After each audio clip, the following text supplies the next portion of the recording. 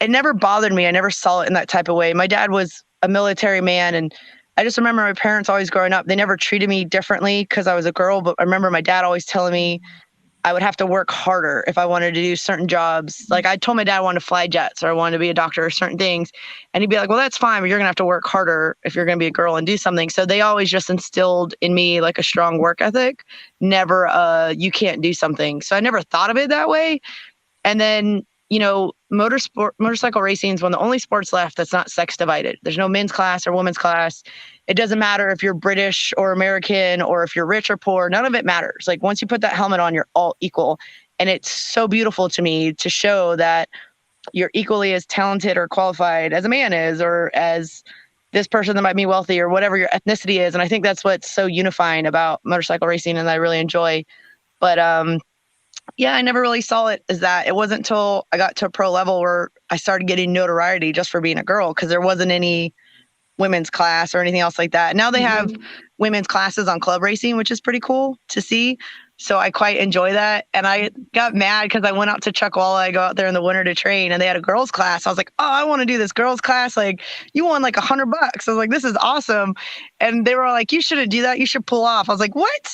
Absolutely not. I was like, no one put it easy on me. I was like, let's go. But some girls on a club race level are fast too. Like I can't, say anything negative about that, but it's just cool to see how much more, like all women track days or all women stuff that's coming out, than there was when I first started.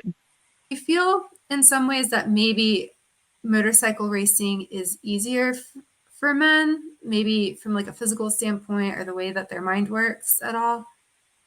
Yes and no. Like I've actually met some really talented coaches for drag racing, and they actually say women are better at drag racing than men because women have a natural better reaction and kind of like a calm demeanor than men do. And I never really thought about that.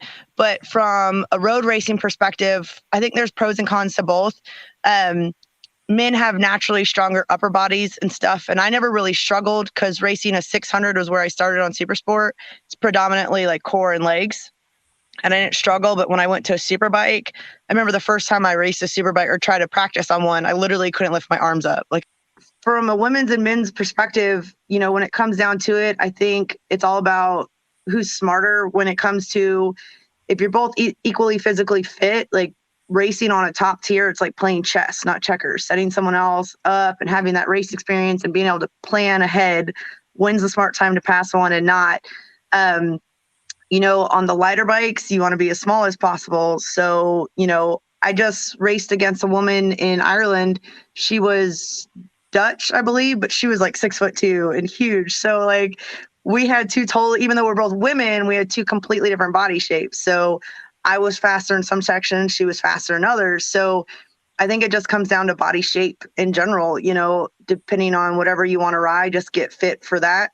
So I don't think, as long as you're willing to train and dedicate yourself, which even men would have to train to race a motorcycle, if you're both fit, it just comes down to who's smarter. I think women are naturally smarter anyways. I think we are able to stay calm where a lot of men get that hothead mentality. Mm-hmm. And even Jason Pridmore is my coach. And when he worked with me and he worked with Caroline Olsen at the same time, he would talk about how most of the time when he trained a guy, men would like dive into a corner first and then not worry about the consequences till after, where women would hesitate to kind of go in, like we went in a little bit slower. And then we'd be like, oh man, we can go faster, which is why like our exit speed was better, but maybe their entry was better.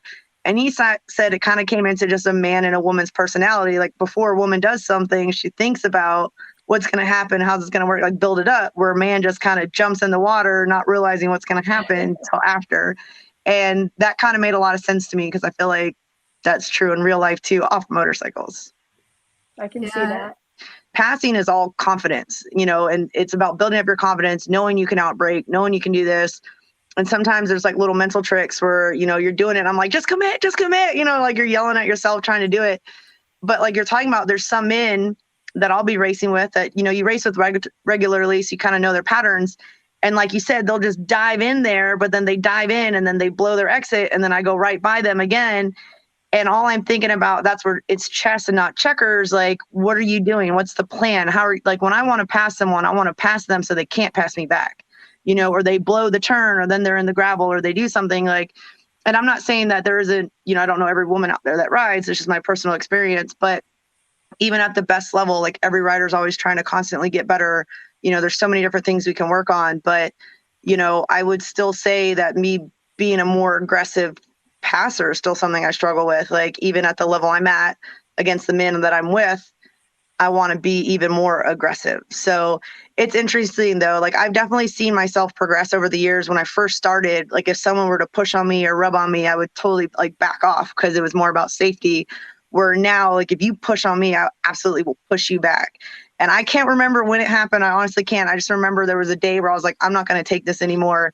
And someone leaned on me and I literally pushed them right back. And I like gave them a hand signal, told them they were number one. And I was like, let's go. I was like, don't fuck with me. I'm like, I just had enough. And it was just, I can't say what happened. It was just like bottling it up and taking it. I wouldn't do it anymore.